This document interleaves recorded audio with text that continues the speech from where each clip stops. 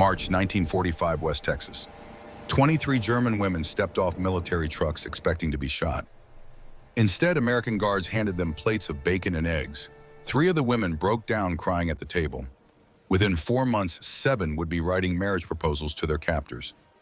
This is the untold story of Fort Stockton, POW camp, where the wire separated enemies, but breakfast united hearts. The trucks rattled to a stop in clouds of desert dust. The sound of engines faded into the vast silence of West Texas. Only the wind remained, carrying the scent of mesquite smoke across endless miles of nothing.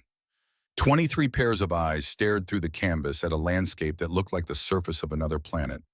No trees, no buildings on the horizon, just sand and sky and heat, shimmering in waves that made the barbed wire fence look like it was breathing.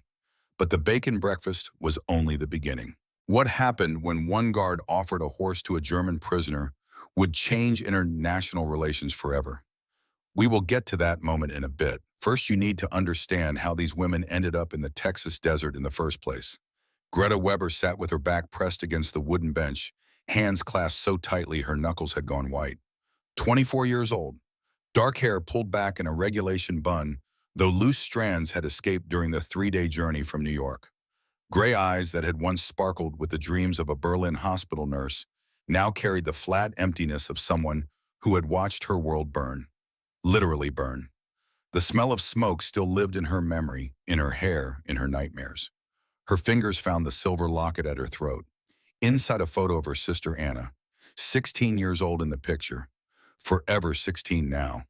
The Allied bombs had made sure of that. February 14th, Valentine's Day. The irony wasn't lost on Greta. A day for love had given her only ash and absence. The truck lurched forward again.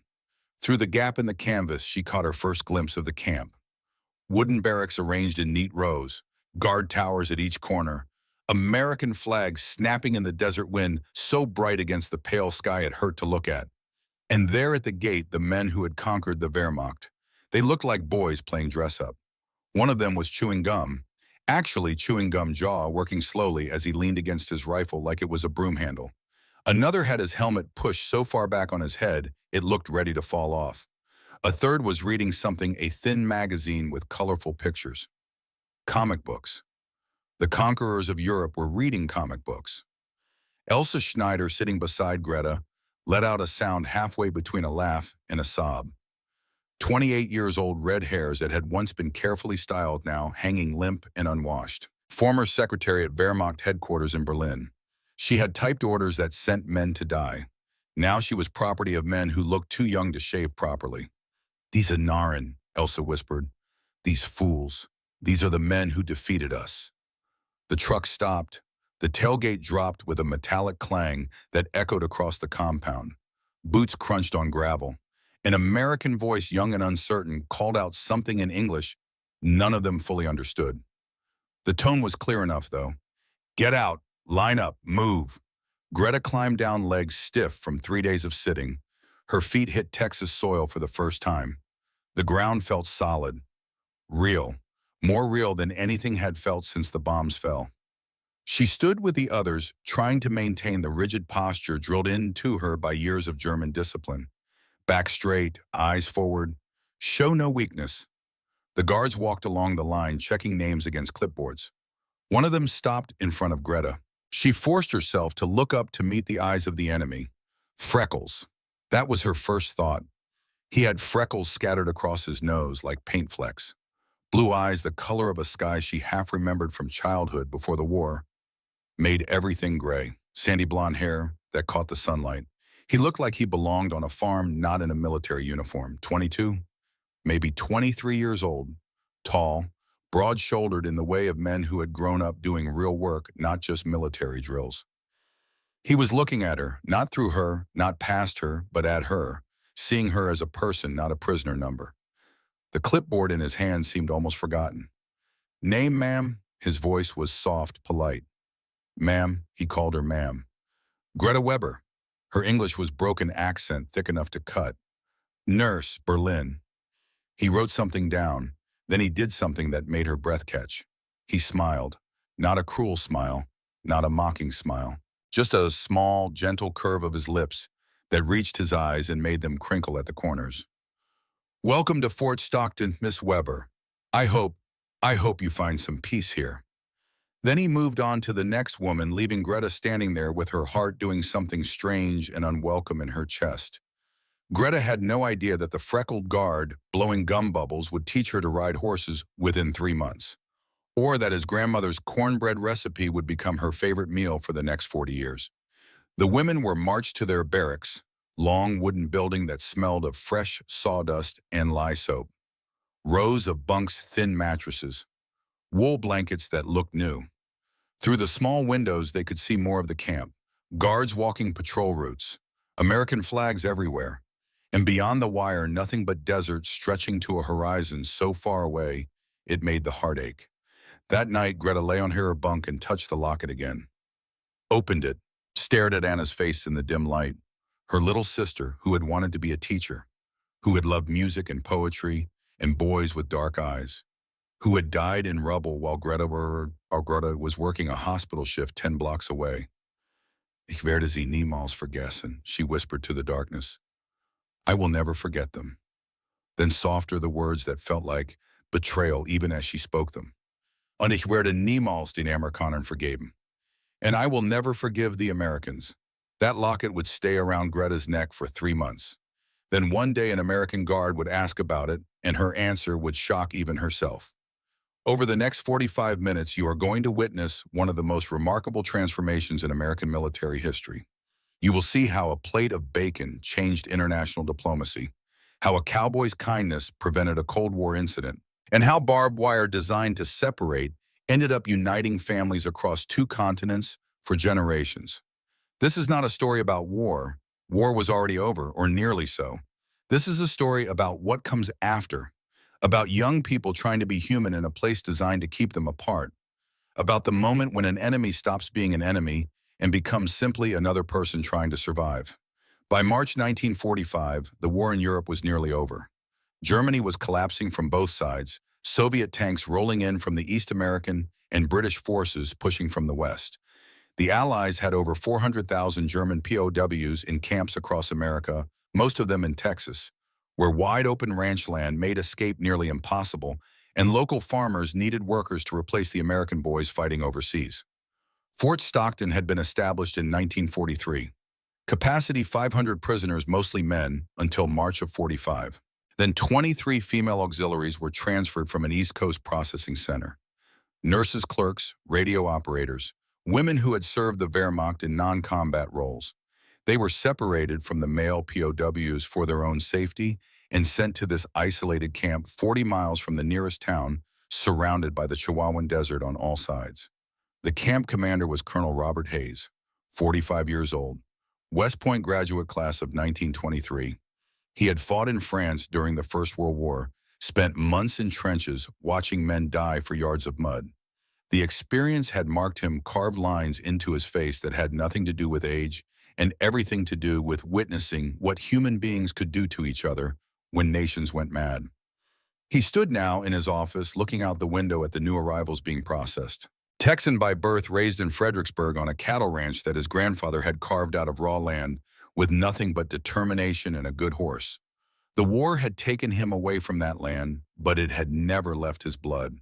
He understood hard work, he understood dignity, and he understood that how America treated its defeated enemies would matter more than how it had defeated them in the first place. "The war is won," he had told his men the day before the women arrived, "when we show them what American values really mean." He was a strict adherent to the Geneva Convention. Proper food, proper shelter, proper medical care. No abuse, physical or verbal. These were human beings under his protection, not cattle to be managed. That philosophy had earned him some criticism from superiors who thought he was too soft, but Hayes did not care. He had seen what happened when men forgot that their enemies were human. He had no intention of becoming the thing he had fought against. Colonel Hayes had a secret reason for treating POWs so well, a reason rooted in his own First World War experience. When that reason came to light months later, even his own men would be moved to tears. One of those men was Corporal James Morrison. Everyone called him Jimmy. 22 years old, born and raised in Fredericksburg, Texas, in the heart of the hill country, where German immigrants had settled generations before. His own great-grandfather had come from Bavaria in the 1840s, built a ranch with his bare hands, married a local girl, and raised sons who spoke German at home and English everywhere else. Jimmy was fourth generation on that ranch. 2,000 acres of cattle, land, good water, better grass. He had been drafted in 1943 at age 20. Made it through basic training until a broken leg during an obstacle course exercise earned him a medical discharge from combat duty. They kept him stateside, assigned him to guard duty at various camps. He felt guilty about it. All his high school friends were overseas, landing on beaches, fighting through forests. And here he was checking clipboards and walking fence lines in Texas. But he followed orders. That was what you did. And he tried to do his job well, even if it was not the job he had wanted. He was 6'1", sandy blonde hair that would not stay neat no matter how much pomade he used, freckles across his nose that made him look younger than he was. Farm strong, the kind of muscle that came from real work, not gymnasium exercises. Blue eyes that his mother said came from his German great-grandfather. Polite to a fault, raised on yes ma'am and no sir, and the belief that every person deserved basic respect until they proved otherwise. He had been writing letters to a girl back in Fredericksburg for 2 years, Sarah Klein. Pretty girl, blonde hair, worked at her father's general store. They had an understanding, or so he thought. Marriage eventually, ranch life. Kids running through the same fields where he had run as a boy. Jimmy had been writing letters to a girl back in Fredericksburg for 2 years. In 6 weeks, he would stop writing her entirely. The reason would surprise his whole family. Morning came with the clang of the camp bell. The German women lined up for roll call, still trying to maintain their military bearing. Some of them whispered jokes to each other in German, pointing at the guards with poorly hidden smirks.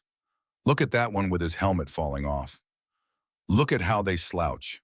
The Wehrmacht would never tolerate such disorder. But underneath the mockery was confusion. Why were these sloppy soldiers not angry about being mocked? Why did they not strike back, assert dominance, show their power? One guard actually laughed when he overheard the women making fun of his mismatched boots. Laughed and said something in English that made his fellow guards chuckle. No anger, no punishment, just acceptance of the absurdity. For women trained to expect cruelty from enemies, this gentle indifference was more unsettling than any violence could have been. After roll call came breakfast. The women were marched to the mess hall, a long wooden building with windows that let in the bright morning sun. The smell hit them before they entered. Rich, overwhelming, impossible. Bacon, coffee, fresh bread. Smells they had not experienced in years, since before the war had strangled Germany's food supply, down to turnips and sawdust bread. Greta walked through the door and stopped. The mess hall was full of American guards already eating, talking loudly, laughing over some joke. The sound was so casual, so normal, so alive. Like men at peace, not men at war. The serving line was manned by an older black soldier, stripes on his sleeve indicating corporal rank. He had kind eyes and hands that moved with practiced efficiency as he filled plates. When Greta reached him, he smiled. "Morning, miss. Hope you're hungry." And the plate he handed her held 3 strips of bacon, still glistening with fat. 2 fried eggs, yolks perfect yellow whites cooked just right. 2 slices of white bread with butter already melting into golden pools. A tin cup of coffee, real coffee with cream swirling in dark clouds. Greta stared at the plate. Her hands began to shake. The last real meal she had eaten was watery turnip soup 3 days ago. For that, rotten potatoes that had made her stomach cramp. In Berlin, rationing had been brutal for years. 500 calories a day if you were lucky. Sawdust mixed into bread to make it go further. Meat only as a distant memory of better times. And now this abundance. This impossible, overwhelming generosity from the enemy. Greta did not know it yet, but Corporal Moses Washington had a personal reason for making that breakfast so perfect. His story would intersect with hers in an unexpected way 3 months later at a wedding she never imagined she would attend. She found a seat at the far end of a table. Elsa sat beside her, staring at her own plate with wide eyes. Around them, other German women were having the same reaction. Shock, disbelief, and underneath it all, hunger so fierce it hurt. Greta picked up a strip of bacon. The grease coated her fingers. She brought it to her mouth, hesitated, then bit down. The taste exploded across her tongue. salt, fat, smoke rich and deep from mesquite wood. The texture was perfect, crispy on the edges, still chewy in the center. Warmth spread through her empty stomach like a fire catching dry wood. Tears started forming in her eyes. She tried to hide them, tried to make a face of disgust. Said in German to Elsa, Amerikanisches Schweinefutter, American pig food. But her hands betrayed her. She could not stop eating. She devoured the entire plate in 4 minutes, soaking up every drop of egg yolk with the bread, drinking the coffee so fast it burned her tongue. When the plate was empty, she wanted to cry, wanted to ask for more, wanted to hate herself for wanting more from the people who had destroyed her city. Across the mess hall, Jimmy Morrison watched. He saw through the act, saw her genuine hunger, saw the tears she was trying to hide. He did not mock her, did not make a comment, just watched with those blue eyes, gentle and knowing. Greta caught him watching. She looked away quickly, cheeks burning red, heart beating faster. She noticed that her heart was beating faster, and that confused her, made her angry. Why should an enemy guard's attention make her feel anything at all? That moment, Greta's first bite of bacon and Jimmy's quiet observation was the beginning. But neither of them understood what was starting. Not yet. The day continued with work assignments. The women were divided into groups. Some went to the laundry, some to the kitchen for dish duty, others to general camp maintenance, sweeping barracks, cleaning windows. Greta was assigned to laundry detail. She stood at a large wooden tub, scrubbing uniforms in hot water that made her hands red and raw. The work was hard but not unfamiliar. She had scrubbed hospital linens during the war. This was easier, actually. No blood, no smell of infection and death. Anna Klein worked beside her. 26 years old, Shai had been a clerk in Munich before being drafted into service. She had lost her husband on the Eastern Front in 1943. Since then, she had moved through life like a ghost, doing what she was told, feeling nothing. Anna was struggling with a bucket of rinse water, 40 pounds of sloshing weight handle cutting into her palms. Her arms shook. The bucket tilted dangerously. She expected the American guards to yell at her if she spilled it, expected punishment for weakness. Instead, Private Tom Anderson walked over. 25 years old, had been a police officer in Houston before the draft. He was tall, broad, with a skeptical face that suggested he did not trust much in this world.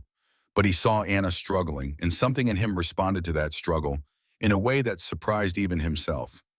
He did not order her to work harder, did not mock her weakness.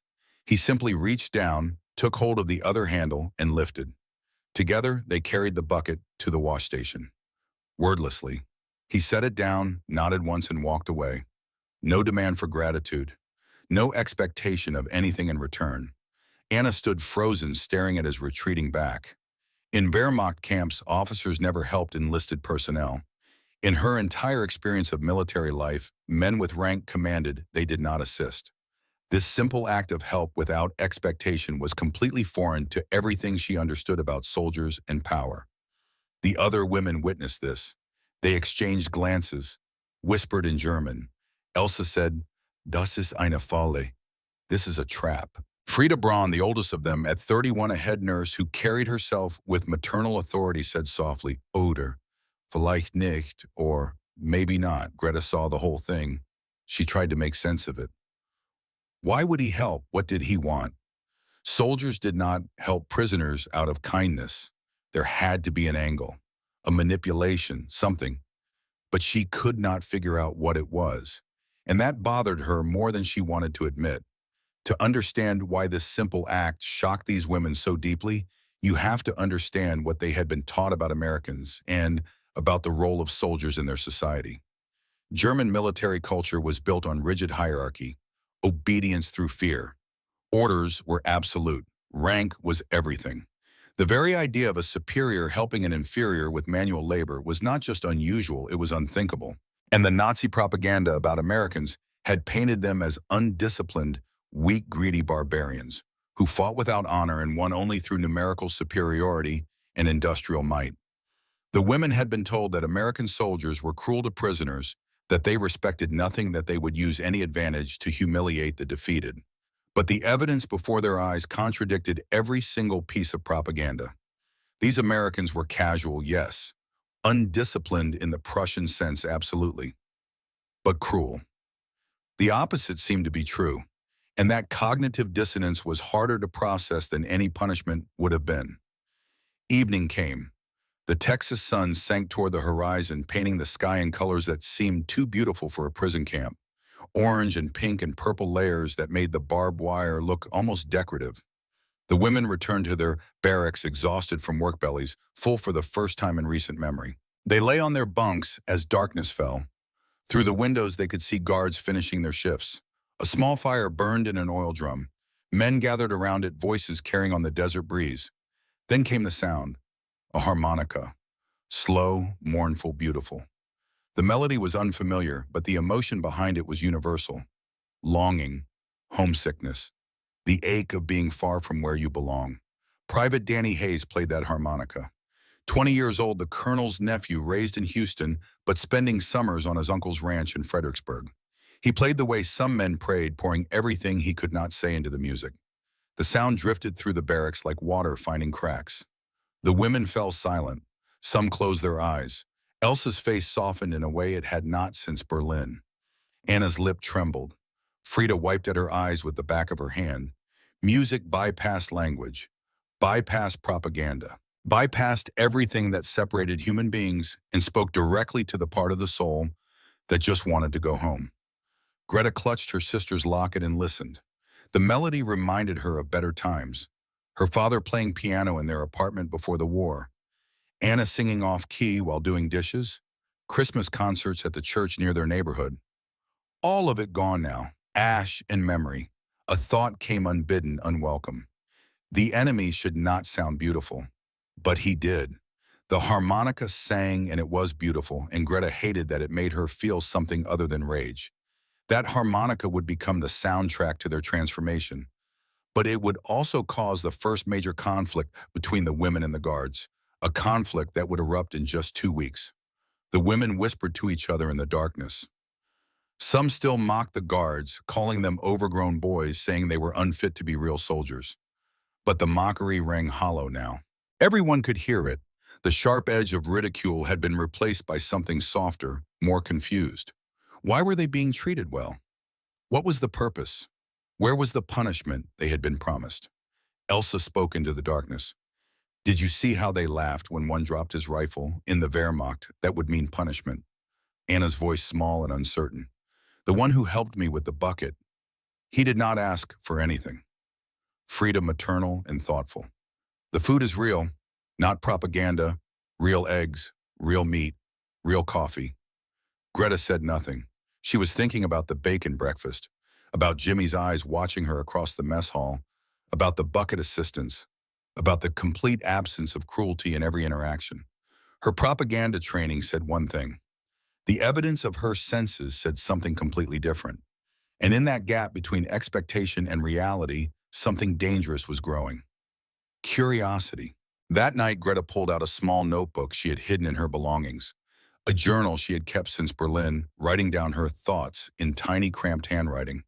She wrote by the faint light from the window words in German that she would never dare speak aloud. They are not what I expected. The Americans. They are casual, yes, undisciplined by our standards. But they are not cruel. Today I ate more food than I have eaten in 6 months. A guard smiled at me and called me ma'am. Another helped Anna without being asked. I do not understand. If they are barbarians, why do they treat us with such care? If we are enemies, why do they feed us so well? Nothing makes sense anymore. I do not know who to hate. I do not know what to believe. That journal would be discovered weeks later, and it would cause a crisis that threatened everything. But Greta did not know that as she tucked the notebook back into its hiding place and laid down on her bunk, staring at the ceiling in the darkness. Outside, the harmonica played on. The melody shifted to something even more melancholy. Danny Hayes was thinking about a girl back in Houston, wondering if she was thinking about him. He did not know that in 3 weeks, he would stop thinking about that girl entirely. His attention would be captured by a shy German clerk with sad eyes who reminded him of someone worth protecting. The laughter the women had used as armor was beginning to crack. Underneath, something more dangerous was stirring. Curiosity, questions, the terrible possibility that everything they had been taught about the enemy might be wrong. And curiosity in a place designed to separate enemies was the first step towards something none of them could have predicted. Greta fell asleep with the sound of the harmonica in her ears and the taste of bacon still ghosting across her tongue. She dreamed of her sister. Anna was alive in the dream, laughing whole. They were walking through Berlin on a spring day before the war. The sun was shining. Everything was possible. Then the dream shifted. Anna was pointing at something. Greta turned to look. It was the freckled guard with the blue eyes. He was holding out a wildflower yellow petals bright against the gray rubble of Berlin. He was saying something Greta could not quite hear. She woke before dawn, heart pounding, disturbed by a dream she did not want to examine too closely. Through the window, the Texas sky was beginning to lighten. Another day in captivity, another day of trying to hate people who insisted on being kind. The morning bell would ring soon. There would be more bacon, more coffee, more small kindnesses that chipped away at the armor around her heart. And across the compound, Jimmy Morrison would be waking up thinking about the German nurse with gray eyes who had looked so lost when she bit into that first piece of bacon. Neither of them knew what was coming. The wildflowers, the proposals, the weddings that would scandalize an entire state, the families that would span 2 continents, the proof that barbed wire could separate bodies but not souls determined to connect. All of that was still ahead. For now, there was just the dawn, just the desert, just 2 people who had been taught to be enemies, slowly, carefully beginning to wonder if maybe, just maybe, there was another way to be. 2 weeks passed at Fort Stockton. 14 days of Texas heat and unexpected kindness. 14 mornings of bacon and coffee. 14 evenings of harmonica music drifting through barbed wire. The women were settling into routines, learning the rhythm of camp life. But underneath the surface, something was shifting. Something dangerous and undeniable. Colonel Hayes instituted English classes for the prisoners. The practical reason was communication. Better English meant fewer misunderstandings, smoother camp operations. But Hayes had another motive, one he did not speak aloud. Language was the first bridge between enemies. Once people could talk to each other, truly talk, it became harder to maintain the walls that propaganda had built. The classes were held in the rec room after dinner 3 evenings a week. Guards were assigned as teachers, one-on-one pairings that would give both sides a chance to see each other as individuals rather than uniforms and labels. Jimmy Morrison was assigned to teach Greta Weber. He arrived early that first evening, nervous in a way that had nothing to do with teaching. He had never been good at school himself, barely graduating high school before the ranch claimed all his time and attention. What did he know about teaching someone a language? But orders were orders, and Greta needed to learn, so he would do his best. She arrived exactly on time, back straight, face carefully neutral. She sat across the table from him, hands folded in her lap, gray eyes watching him with an expression he could not quite read. Wariness, maybe, or curiosity pretending to be indifference. "Good morning," Jimmy said slowly, carefully enunciating each word. "Gut morning," Greta repeated, her accent thick, turning the vowels into something between English and German. Jimmy smiled despite himself. "Close, good, like hood, good. Good morning. Almost, good, the vowel is shorter. Good morning. Good morning." She got it that time, and something like pride flickered across her face. Brief, quickly hidden, but Jimmy caught it. They worked through basic phrases. "Hello. Thank you. Please. Excuse me." Greta was a fast learner, her mind sharp, grasping patterns quickly. But her pronunciation was a struggle, her tongue trained by decades of German sounds, resisting the new shapes English required. Jimmy was patient. He repeated words without frustration, found different ways to explain when she got stuck. At one point, they both reached for the same pencil on the table. Their hands touched. The contact lasted maybe half a second. Skin on skin, warm and electric, and completely inappropriate. Both of them froze. Both pulled back as if burned. Jimmy's ears turned bright red. Greta's heart started racing, and she hated herself for noticing, for caring, for feeling anything at all about an accidental touch. "Sorry, ma'am," Jimmy said, his voice rough. "Entschuldigung," Greta responded automatically, then caught herself. "Sorry, same, sorry." "What's that word mean? The German one?" "Sorry is same. Apology." "Schul?" He could not get his mouth around it. Greta almost smiled at his attempt. Almost. Neither of them knew that in 3 months they would be having much longer conversations in a place neither expected about a future neither dared to dream. The lesson continued, both of them hyper-aware of the space between them, now careful not to let their hands get close again. When the hour ended, Greta stood quickly, mumbled a thank you in careful English, and left before Jimmy could respond. He sat alone in the rec room for a long time after staring at the pencil they had both touched, wondering why his heart would not slow down. 3 days later, Colonel Hayes conducted his monthly inspection of camp facilities. This was standard procedure required by regulations, but Hayes took it more seriously than most commanders would have. He believed that the difference between a good camp and a bad one was in the details. The small things that showed whether you actually cared about the people under your authority or just went through the motions. Sergeant Bill Crawford accompanied him, clipboard in hand, taking notes. Crawford was 34, a WWII veteran who had seen his own share of horrors in French trenches. He respected Hayes, understood what the colonel was trying to accomplish here. They started in the kitchens. Hayes tasted from the same pot the prisoners would eat from. Beef stew today, thick with vegetables and actual chunks of meat. He nodded approval, asked Corporal Washington if he had adequate supplies. Washington said, "Yes, sir, plenty of everything, no complaints." Next were the barracks.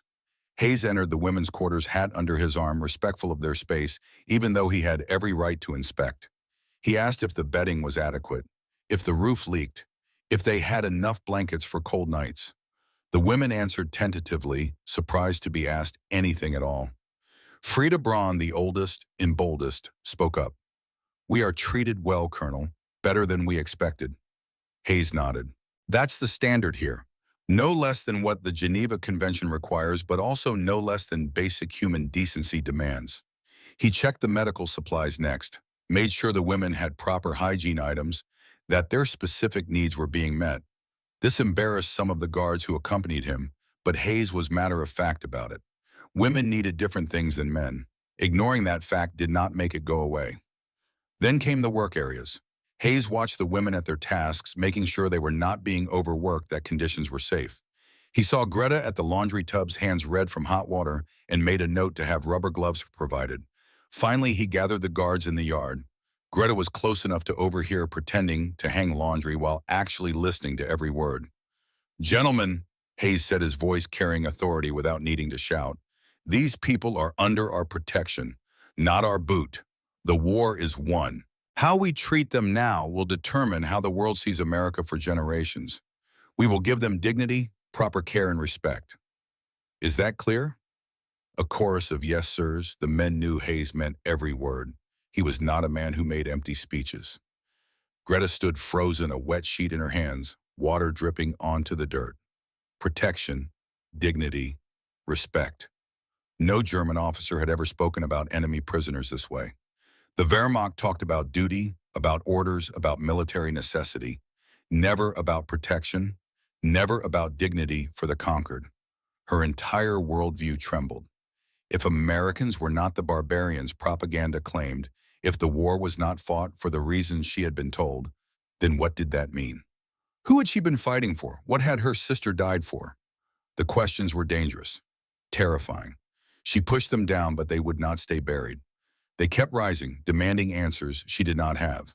In February 1944, Greta had attended a propaganda rally with her sister Anna.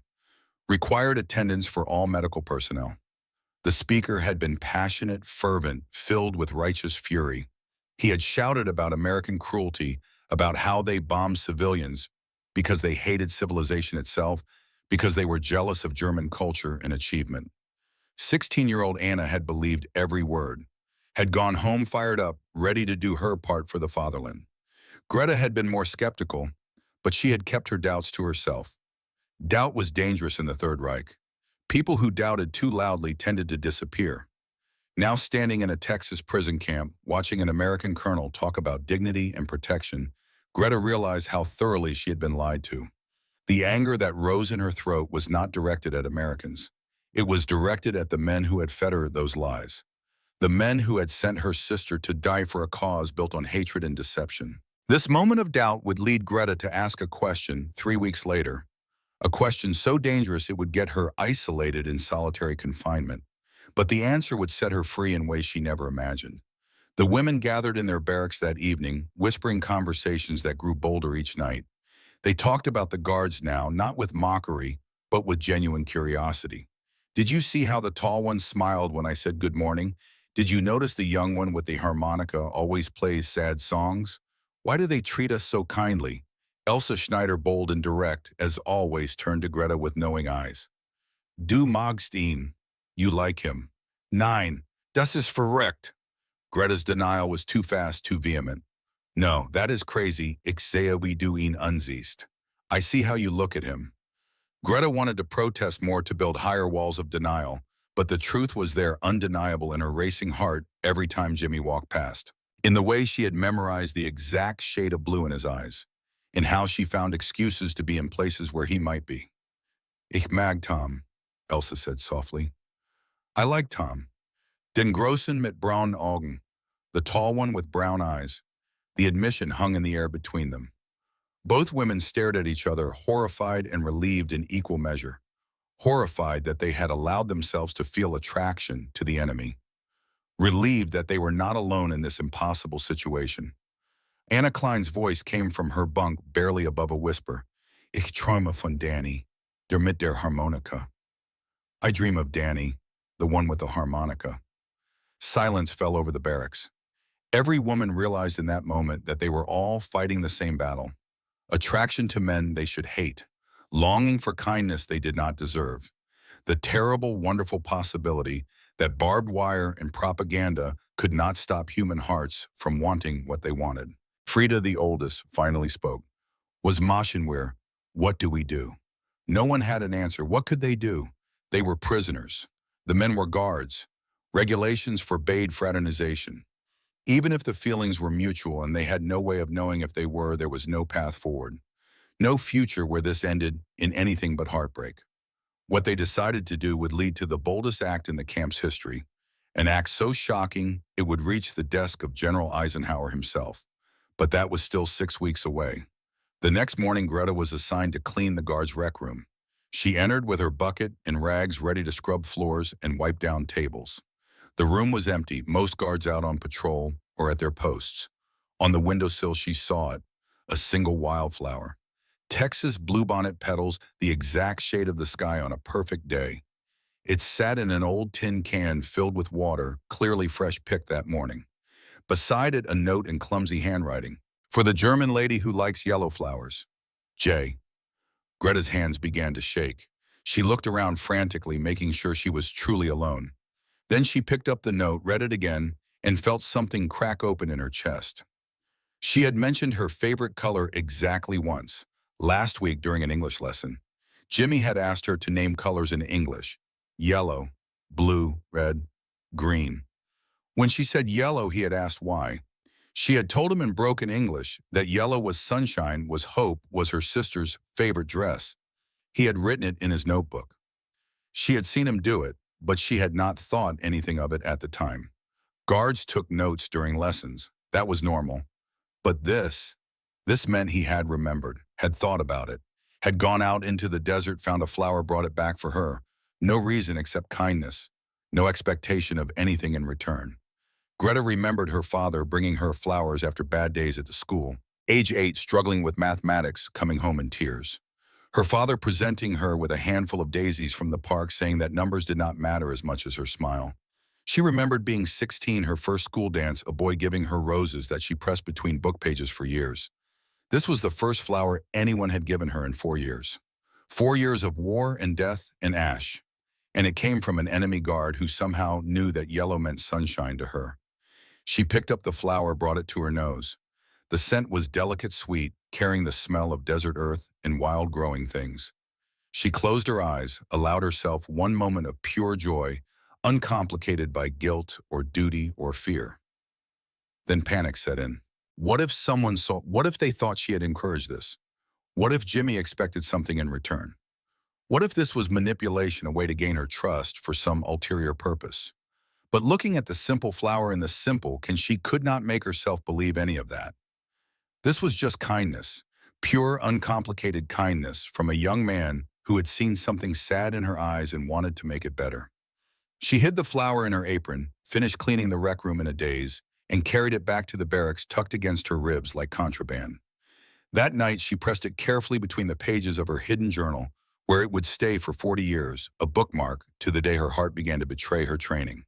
Now I want you to imagine something. You are a young woman who has lost everything. Family, home, country. The people you were taught to hate show you more kindness than your own side ever did. What would you do? Would you hold on to hatred, or would you risk opening your heart? Share your thoughts in the comments. Have you ever had to reconsider everything you believed about an enemy or opponent? How did it feel? The wildflower stayed pressed in Greta's journal for 40 years.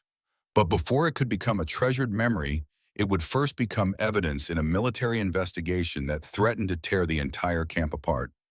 April turned to May. The desert heat intensified. Work continued. English lessons continued. And with every passing day, the space between guards and prisoners grew smaller, the line between duty and desire blurring in ways that made everyone uncomfortable. Jimmy left extra bread on Greta's tray at meals. Not obviously just a subtle addition that she always noticed. Their eye contact during roll call lasted longer. 2 seconds, 3 seconds, 5 seconds. Entire conversations happening in silence, saying things neither dared speak aloud. Elsa commented on it. He looks at you differently. Other women noticed too. Some were jealous, some were curious. Some warned that hoping was dangerous, that nothing good could come from wanting what could not be had. But the warnings came too late. The seeds were already planted. Hearts had already begun their betrayal. Jimmy struggled with his own demons. He sat in his bunk at night writing letters home to his mother in Fredericksburg. He described camp life, the weather, the food. Mentioned the German prisoners in vague terms. Women, mostly nurses and clerks, not dangerous, just tired and lost. He wrote one letter that he never sent. The words poured out in a rush of honesty he could not contain. There is one who helps in the rec room. She is real quiet but smart, learning English quick. She lost her whole family in the bombings. Mama, when I look at her, I do not see an enemy. I see someone who needs help. Then he wrote the truth that terrified him. I think I am falling in love with her. He crossed it out, crumpled the paper, started over with safer words. But the truth remained undeniable in his chest every time he saw her. He was falling for a German prisoner, and there was not a damn thing he could do about it without risking his career, his reputation, maybe even court-martial. Jimmy's mother would eventually read about Greta in the newspapers, but not the way he imagined. The headlines would shock the entire state of Texas. May 8, 1945, 6 o'clock in the morning. The radio in the mess hall crackled to life with an announcement that would change everything. This is NBC. We interrupt this program for a special announcement. Germany has surrendered unconditionally. The war in Europe is over. I repeat, the war in Europe is over. The American guards erupted. Cheers so loud they shook the walls, hats thrown in the air. Men hugging each other, some weeping openly, all of them releasing the tension of years spent wondering if they would be sent overseas, if they would die in some foreign field. The German women sat in stunned silence, complex emotions washing over faces that had learned to hide feeling. Relief that the killing was over. Grief that their country had been defeated. Fear about what came next. And underneath it all, a question that none of them wanted to voice. What happens to us now? Greta felt numb. Berlin was rubble. Her family was dead. Home did not exist anymore. If they sent her back to Germany, back to what bombed-out buildings and starvation, occupation by foreign armies, a country that would blame women like her for not doing more for surviving when so many had died, she looked across the mess hall and found Jimmy. He was celebrating with the other guards, genuine joy on his face. Then he caught her eye. His smile faded. He saw her tears, understood that these were not tears of relief or happiness. He understood that for her, the end of the war meant the beginning of a different kind of uncertainty. Their eyes locked. The noise of the mess hall faded. In that moment, there was just the two of them connected by something neither could name, but both could feel. The war between their nations was over. But the war between duty and desire was just beginning. That afternoon, Colonel Hayes called all the prisoners together in the yard. The women assembled, nervous, whispering among themselves about what this might mean. Hayes stood before them, hat in hand, face serious but not unkind. Ladies, as you have heard, the war is over. Germany has surrendered. You are no longer enemy combatants. You are displaced persons awaiting repatriation. The women looked at each other. Repatriation. Being sent back. Back to nothing. Hayes continued. Within 4 to 6 weeks, transport ships will take you back to Germany.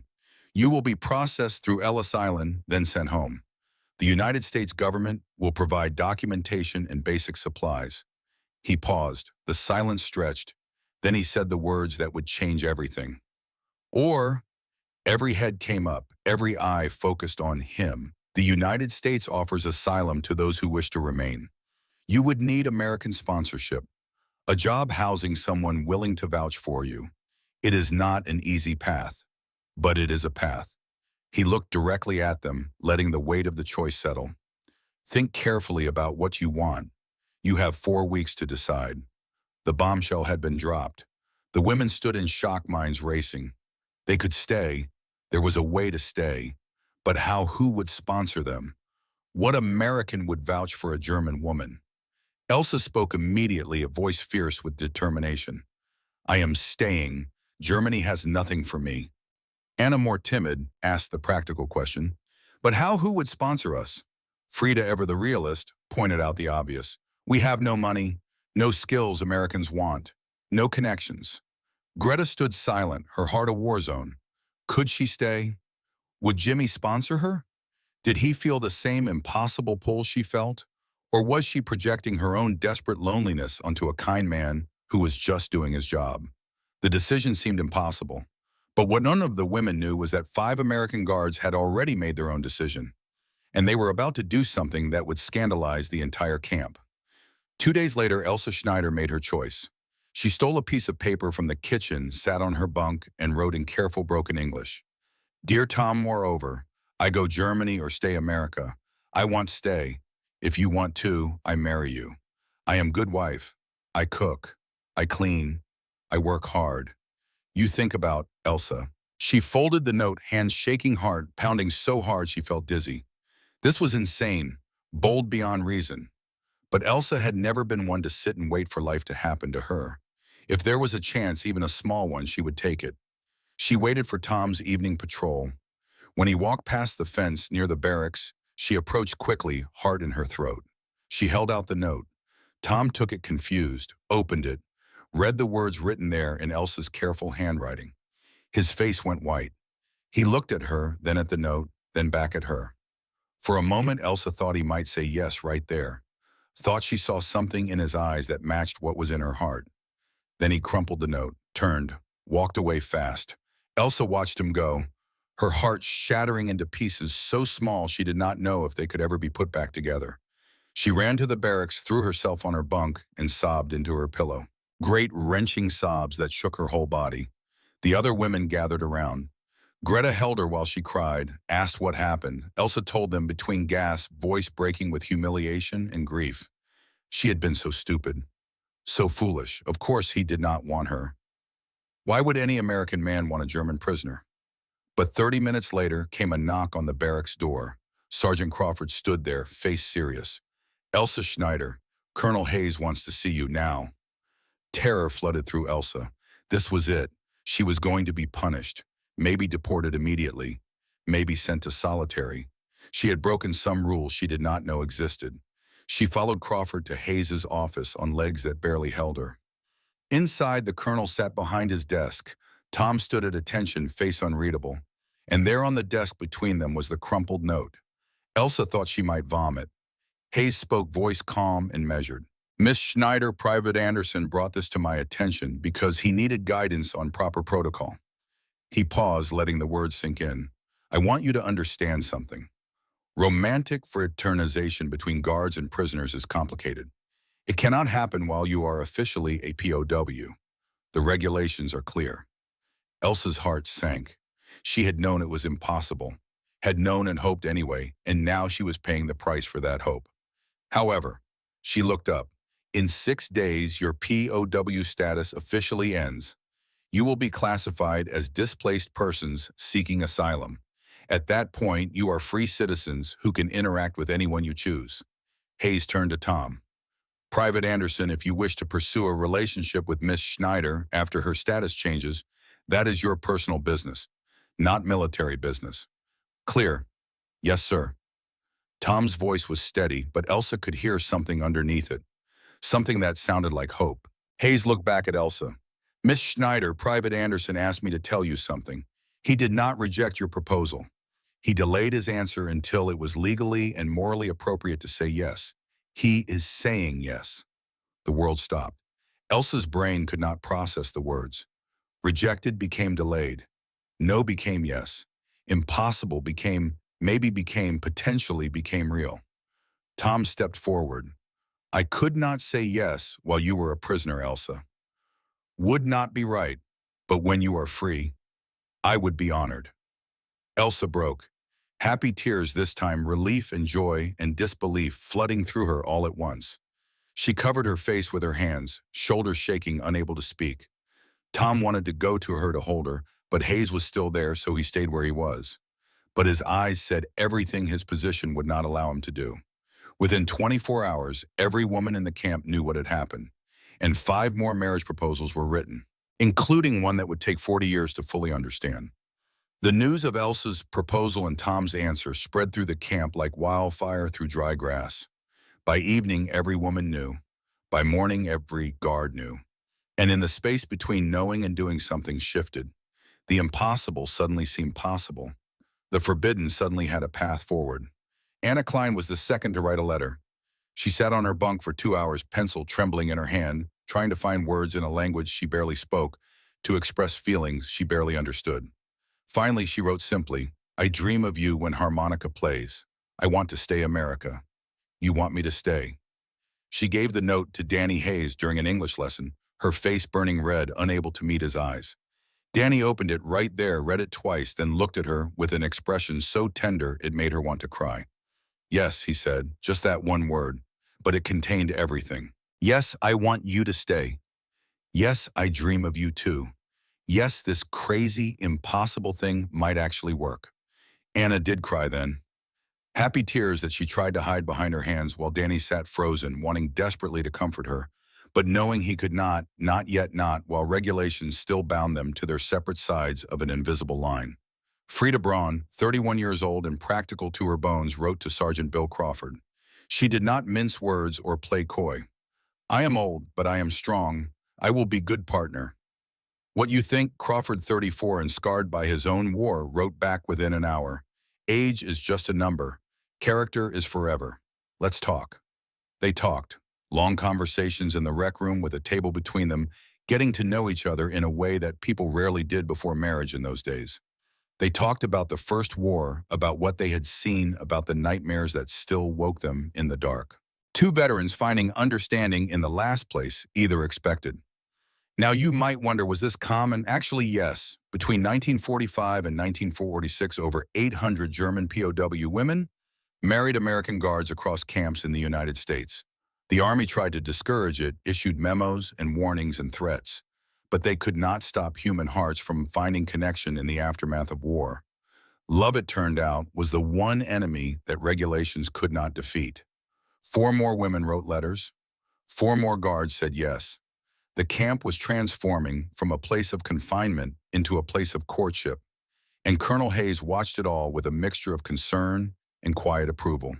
He knew this would bring scrutiny, knew there would be questions from higher up, but he also knew that what was happening here was proof of something important, proof that American values properly applied could turn enemies into family. Greta did not write a letter. She was too afraid, too uncertain. She watched the other women find their courage and felt like a coward for not finding her own. But the truth was, she did not know what Jimmy felt. The wildflower could have meant anything. The extra bread could have been kindness without deeper feeling. She could not bear to put her heart on paper only to have it returned crumpled and rejected. So she waited and hoped and tried not to let hope show on her face. Jimmy was fighting his own battle. He wanted to approach Greta directly to tell her what he felt, but he did not know if his feelings were welcome. She was polite during English lessons, but polite could mean anything. She never looked at him the way Elsa looked at Tom, with open longing. Greta's feelings, if she had any, were locked behind walls he did not know how to breach. He lay awake at night in his bunk, thinking about the proper thing to do. A gentleman did not push his attentions on a woman, especially a woman in a vulnerable position. But if he did not speak, if he let her go back to Germany without saying anything, he would regret it for the rest of his life. Finally, he made his decision. He would talk to her, directly, honestly. Give her the choice without pressure, then respect whatever answer she gave. He found her in the laundry yard 3 days after Elsa's proposal. She was hanging sheets, and the white fabric billowed in the desert breeze like sails. They were alone. First time truly alone since they had met 2 months ago. "Greta," he said, and his voice came out rougher than he intended. "I need to talk to you." She turned eyes wide, a clothespin in her hand. "Yes," Jimmy took a breath. He had rehearsed this, but all his careful words fled. "I heard about the others, the proposals." Greta's face went carefully neutral. "Yes, I heard too. I wanted to talk to you directly, not write a letter. This feels like something that should be said face to face." Her heart was pounding so hard she thought he must be able to hear it. "Okay." "I cannot write pretty words like Tom did," Jimmy said, and now the words were coming in a rush. "I am just a ranch hand who got drafted, but I can tell you this. I think about you every morning when I wake up. I think about you every night before I sleep." Greta's breath caught. The clothespin fell from her fingers. "I know we barely know each other," Jimmy continued. "I know this is fast. I know your life has been hell, and mine has been easy in comparison.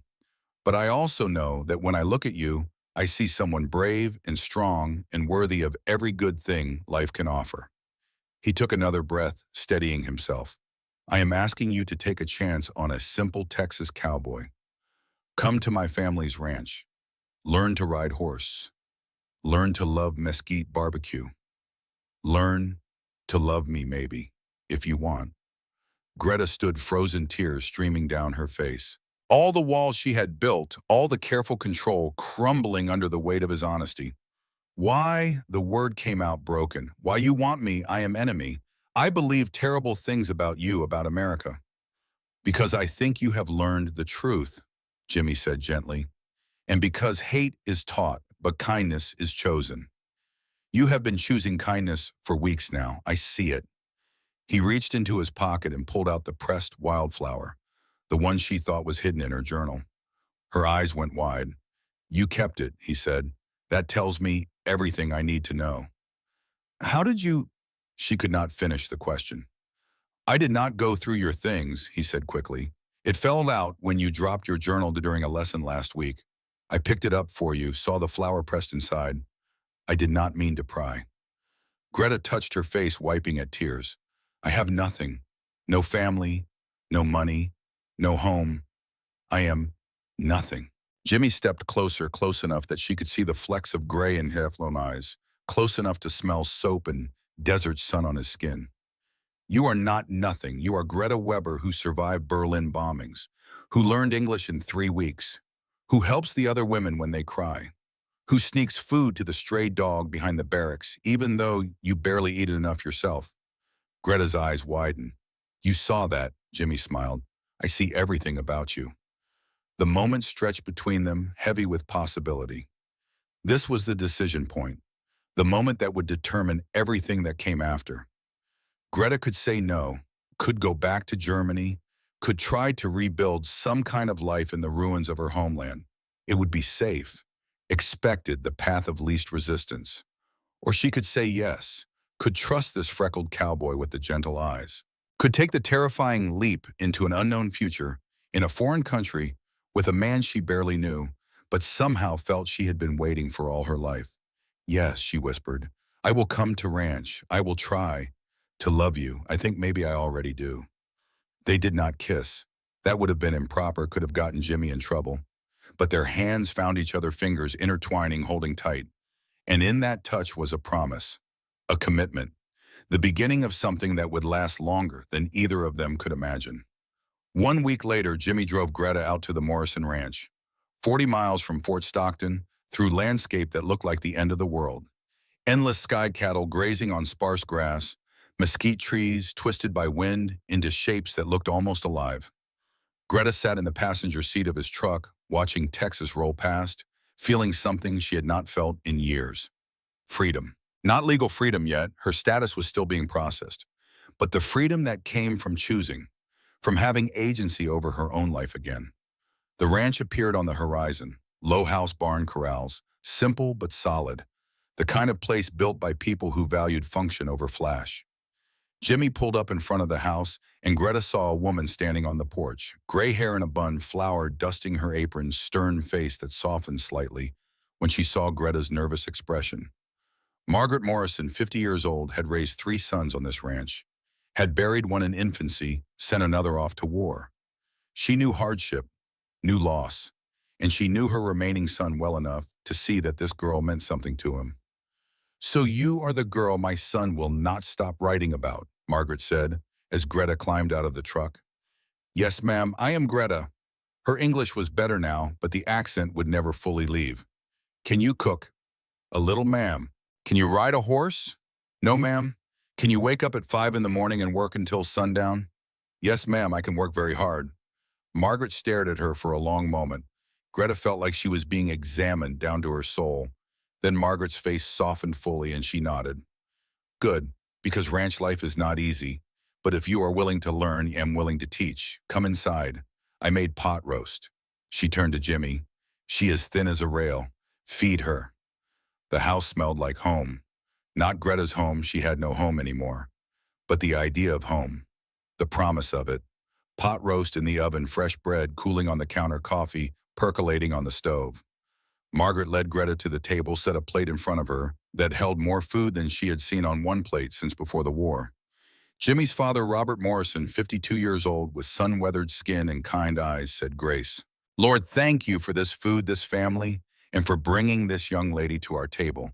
Help her find peace here. Amen." He included her in family, just like that. No hesitation. Greta started crying into her mashed potatoes, overwhelmed by the simple acceptance.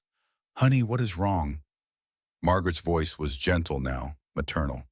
"Is too much kind." Greta managed through tears. "I do not deserve." Robert reached across the table and patted her hand. "Everyone deserves kindness, miss, especially those who have seen too much cruelty. I would love to hear from you. If you have ever experienced unexpected kindness from someone you thought was your enemy, or if you have been the one to extend that kindness, share your story below. These moments of human connection are what make history worth remembering. August 15th, 1945. Victory over Japan Day. The Second War was finally completely over. And on that day of global celebration, 7 weddings took place in the small Baptist church in Fort Stockton, Texas. Elsa and Tom were first. Elsa in a borrowed white dress that was too big in the waist but perfect everywhere else. Tom in his dress uniform, standing straighter than he ever had, eyes wet as he watched her walk down the aisle. Colonel Hayes walked her down that aisle, standing in for the father she no longer had. When the minister said, "You may kiss the bride," Tom pulled Elsa close and kissed her like the war had just ended, which in a way it had. Anna and Danny were next. Danny played harmonica as she walked toward him, a German hymn she had taught him. Anna wept happy tears all the way to the altar. Their vows were exchanged in both German and English, a blending of 2 languages, 2 cultures, 2 lives becoming one. Frida and Sergeant Crawford stood together, both of them older than most newlyweds, both of them scarred by war, both of them finding in each other a peace they had thought was lost forever. When Crawford slipped the ring on her finger, Frida's hand shook. Not from fear, from the overwhelming realization that she got to start over, that life was giving her a second chance. 4 more couples married that day, each with their own story, their own journey from enemy to beloved. But the last wedding saved for the end was Greta and Jimmy. Greta wore a simple white dress that Margaret had altered to fit. The wildflower, carefully preserved, was tucked into her hair. She carried no bouquet, just her sister's locket around her neck, the only piece of her old life she was bringing into the new. Colonel Hayes walked her down the aisle for the second time that day. As they moved toward where Jimmy waited, Hayes leaned close and whispered, "Your mother would be proud." Greta's tears started then and did not stop. Tears for her mother who would never see this. For her sister who should have been her maid of honor. For the father she would never find. But also tears of gratitude that she had survived to reach this moment. That she got to choose joy after so much sorrow. Jimmy stood at the altar watching her approach, and his own eyes were wet. He had never seen anything more beautiful than this woman who had chosen to trust him with her broken heart and uncertain future. The vows were spoken in English. Greta had practiced for weeks. I come to you with nothing but broken past. You give me future full of hope. I promise to love you, to work beside you, to build new life with you. You teach me America is not place, is idea. Idea of kindness. I will honor that always. Jimmy's voice was steady despite his tears. I promise to protect you, to provide for you, to help you heal. You have taught me that enemies are just people who have not met yet. I will love you until the day I die.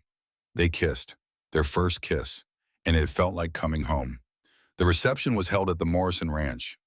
Long tables set up under the Texas sky, laden with food that represented two cultures coming together. Texas, barbecue, brisket, smoked for 14 hours. Greta's first attempt at cornbread, guided by Margaret's patient instruction. German potato salad made from a recipe Frida's grandmother had passed down. Fusion before anyone called it that. Danny played his harmonica. Someone produced a guitar. Music filled the air, country songs and German folk tunes dancing under stars so bright they looked close enough to touch.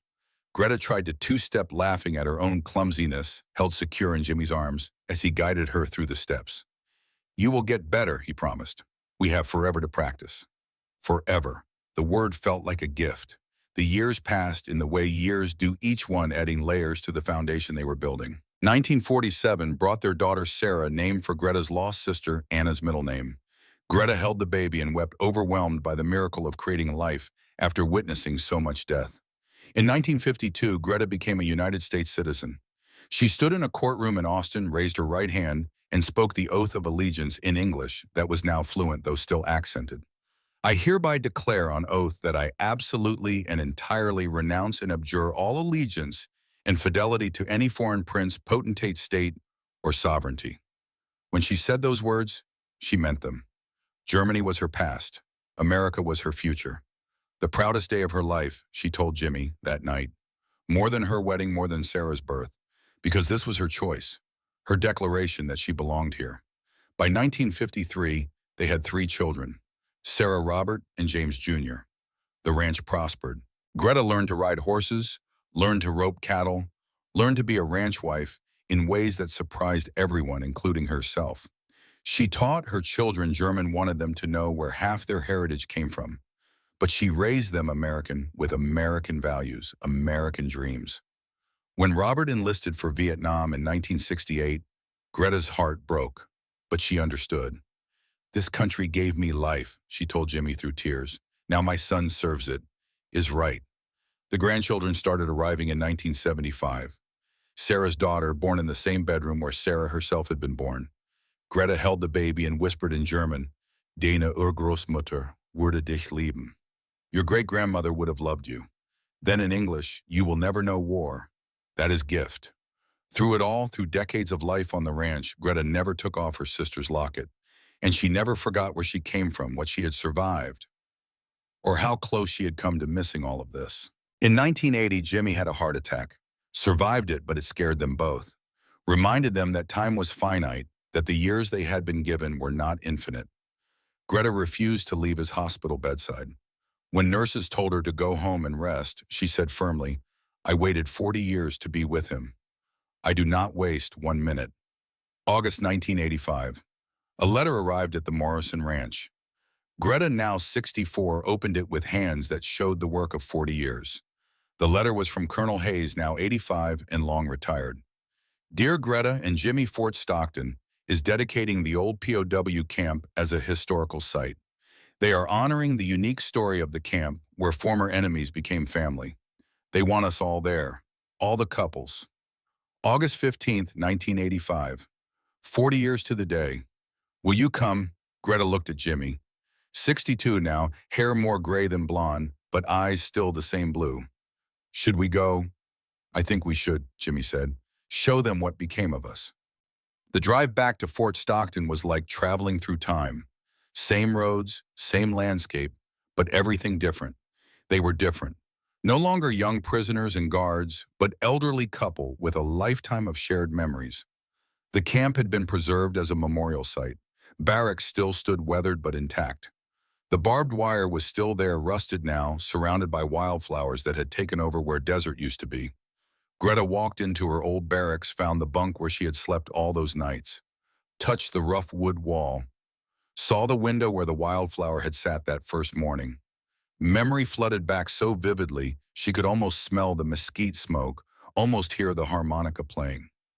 Jimmy found her there, put his arms around her from behind. She leaned into him, feeling the solidity of 40 years of love. "I was so scared that first day," she said softly. "Me too.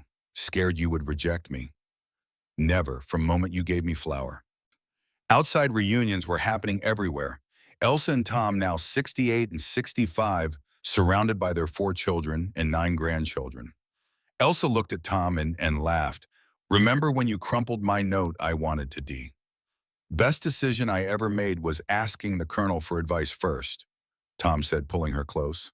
Anna and Danny stood by the fence, Danny's hair white now, but still holding his harmonica.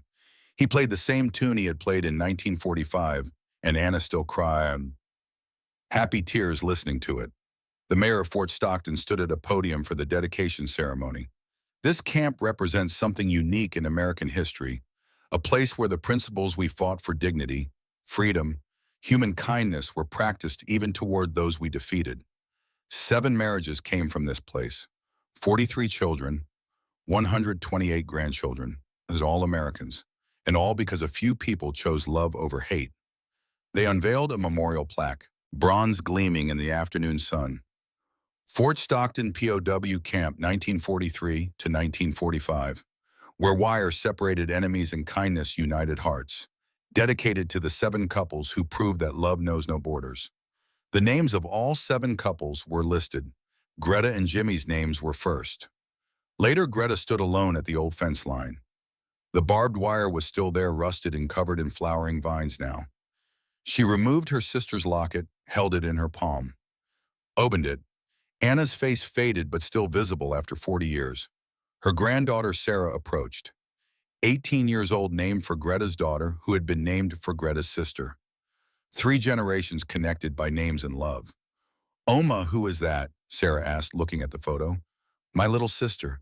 She died in war. She was 16, same age as you." Sarah's face filled with sympathy. "I'm sorry, Oma." "Do not be sorry, Liebling. Be grateful. She died so you could live in peace. Your grandfather gave me that peace.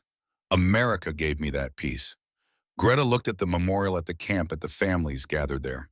7 couples, 43 children, 128 grandchildren.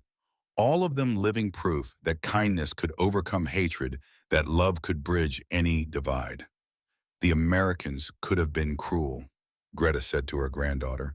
"Geneva Convention said they must feed us, house us, that is all. But they chose more. They chose kindness, and kindness saved my soul."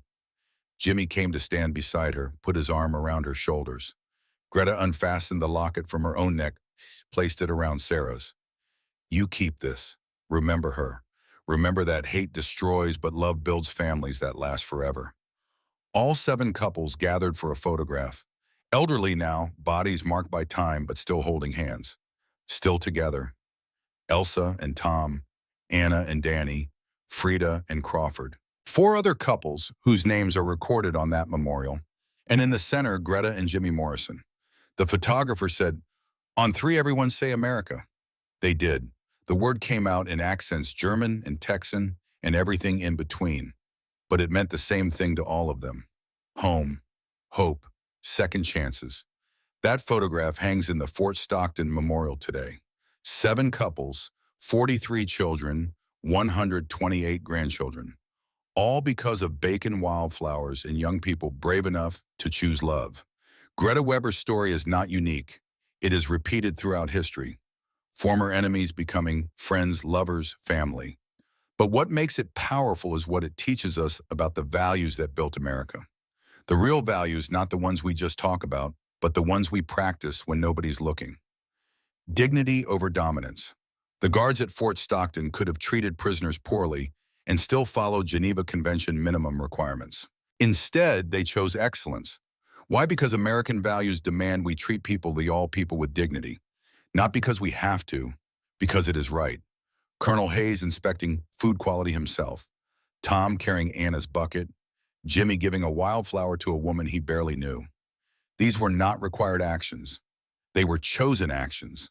And that choice is what makes them meaningful. This is what separated America from the regimes we fought. They demanded obedience through fear. We inspired loyalty through respect. They ruled by force. We led by example. And when the war ended, that difference became visible in 1,000 small ways. In how we treated defeated enemies. In how we rebuilt rather than destroyed. In how we opened doors instead of building walls.